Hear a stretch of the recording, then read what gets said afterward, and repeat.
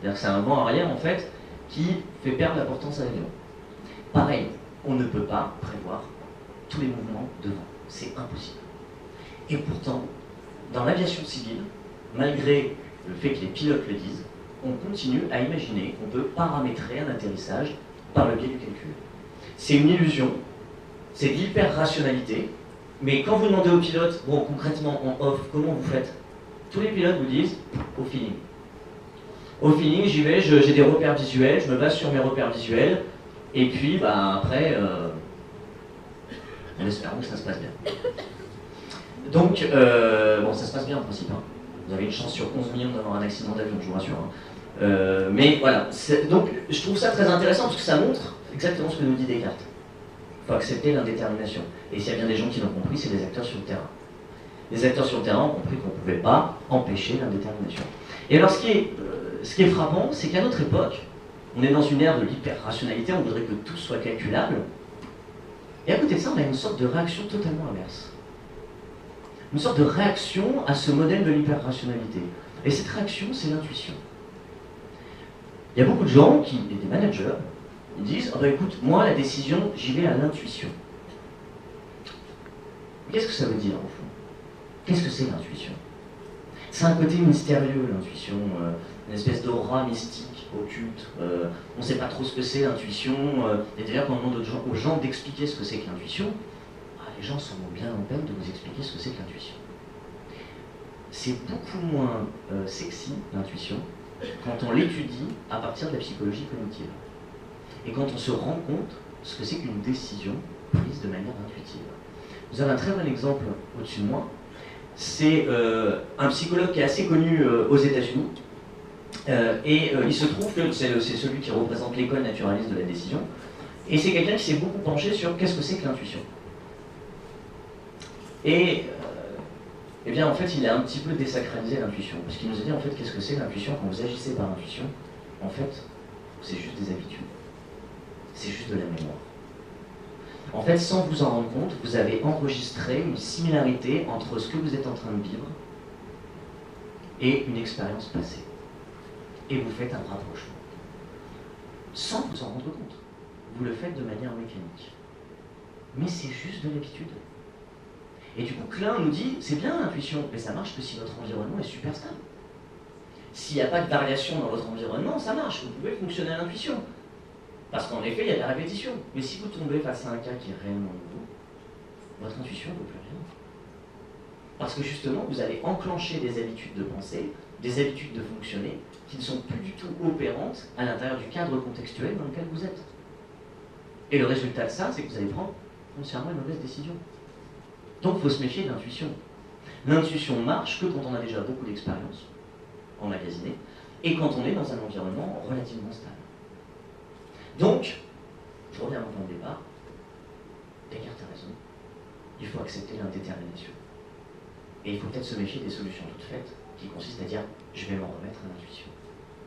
Oui, c'est vrai, Descartes il a raison, et en fait, je pensais qu'il avait raison jusqu'à ce que je m'intéresse à la réalité managériale. Et là, j'ai un peu remis en question Descartes.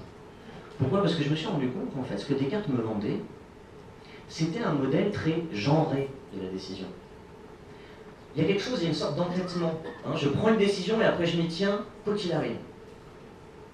Ça fait très entêtement et ça fait très viril.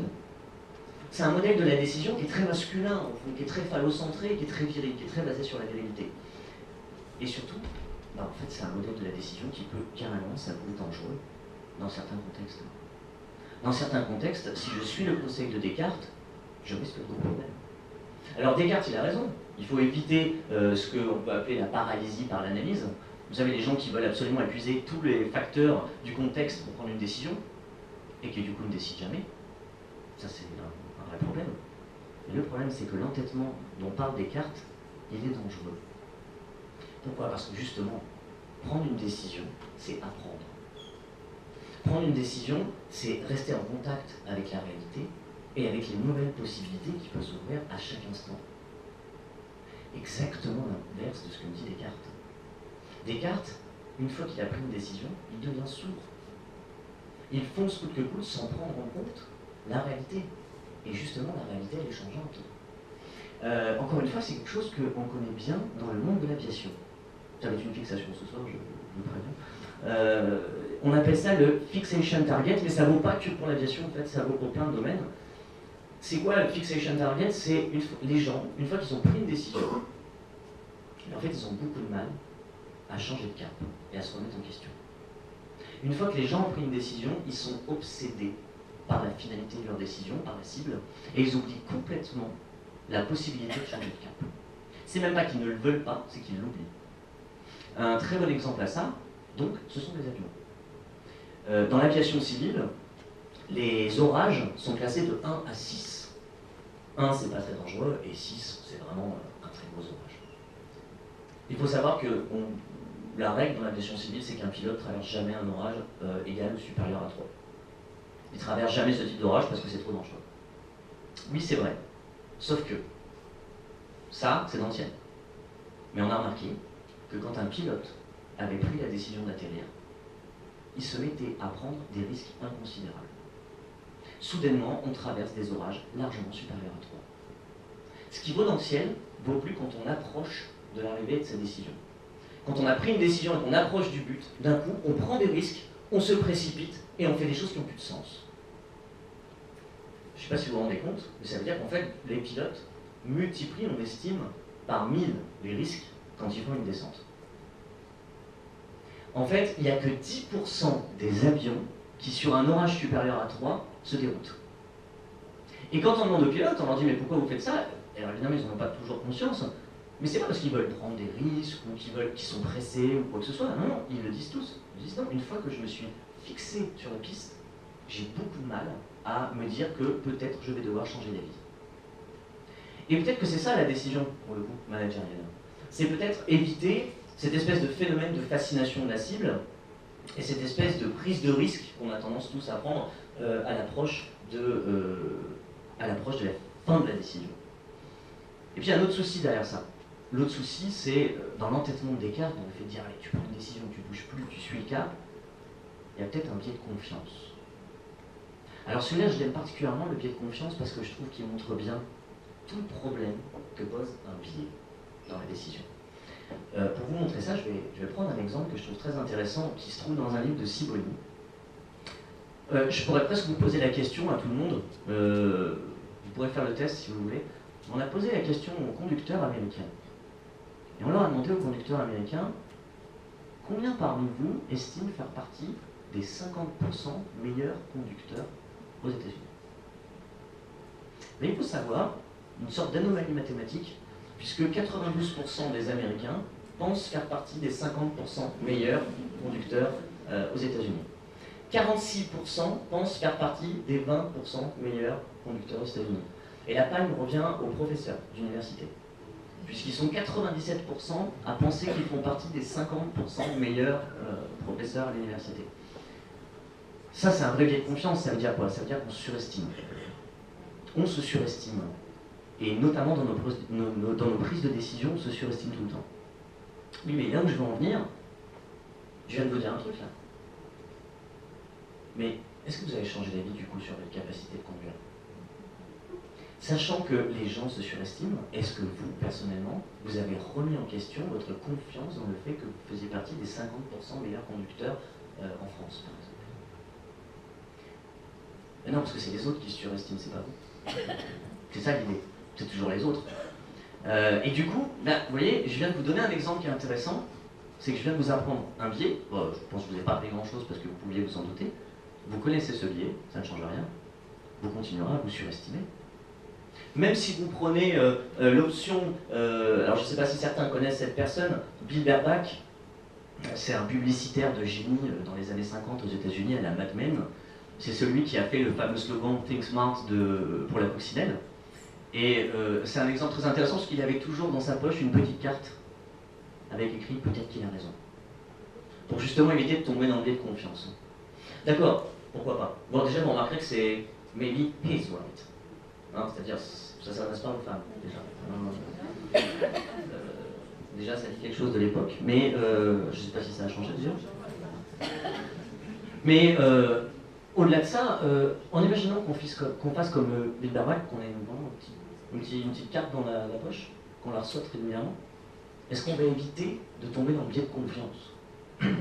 La première réponse, c'est que c'est probablement pas le cas. Les sociologues des organisations ont un mot pour dire ça. Les biais, ils appellent ça des éléphants blancs. Parce que c'est énorme, on se demande de l'extérieur comment les gens ont pu l'éviter. Mais c'est blanc, c'est-à-dire ça se confond avec l'horizon, donc on ne le voit pas, ou on le voit trop tard. Mais surtout, imaginez que vous ayez vraiment ce coupon dans les mains, et que vous le ressortez régulièrement. Mais le vrai souci, c'est que, au final,